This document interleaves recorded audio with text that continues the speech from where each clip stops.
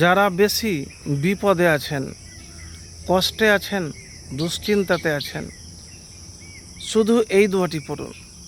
দোয়াটি আগুনের চাইতেও তাড়াতাড়ি কাজ হয়, ভাগ্য খুলে যাবে ইনশাআল্লাহ। নির্জনে বসে গুনগুন করে দোয়াটি পাঠ করবেন। এটা জীবন ভাই, কখনো সুখের পাল ঘুরে, আবার কখনো এত দুঃখ আসে, কষ্ট আসে, বিপদ আসে যে মুক্তির পথ আমরা কোনো পাই না, মনে হয় সব বন্ধ হয়ে গিয়েছে।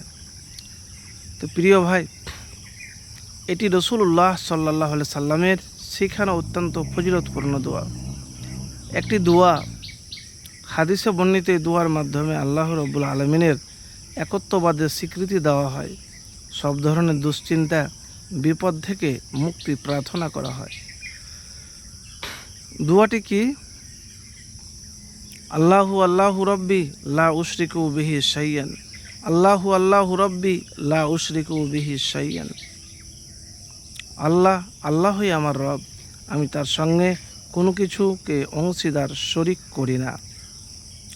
বিপদ থেকে মুক্তি প্রিয় নবী মুহাম্মদুর রাসূলুল্লাহ সাল্লাল্লাহু আলাইহি ওয়াসাল্লাম হযরত আসমা বিনতে উমাইস রাদিয়াল্লাহু তাআলা আনহাকে শিখিয়েছিলেন যে কোনো বিপদ, দুশ্চিন্তা বা কষ্টের মুহূর্তে এই দোয়াটি বেশি বেশি পাঠ করলে আল্লাহ তাআলা বান্দার সকল সংকট, হতাশা, বিপদ দূর করে দেন।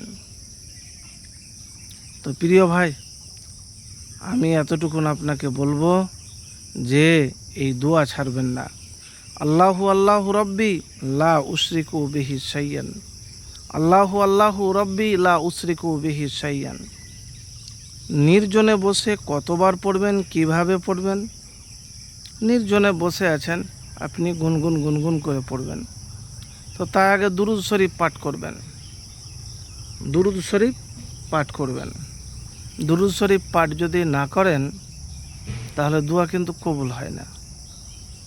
তো প্রিয় ভাই, এই আমল একবার করে দেখুন, ইনশাআল্লাহ ফলাফল পাবেন। আরেকটি কথা আপনাকে বলবো, দেখেন, আপনি মনে মনে ভাবছেন যে আমি অনেক কষ্টে রয়েছি, অনেক কষ্ট রয়েছে। তো দুঃখ, কষ্ট, ব্যথা, বেদনা, যন্ত্রণা, বিপদ আসলেই তো হয় ভাই। তো বিপদে যখন পড়ে গেছেন, রাস্তা কোনো নাই, আল্লাহু আল্লাহু রাব্বি লা উশরিকু বিহি শাইয়ান বেশি করে পড়বেন।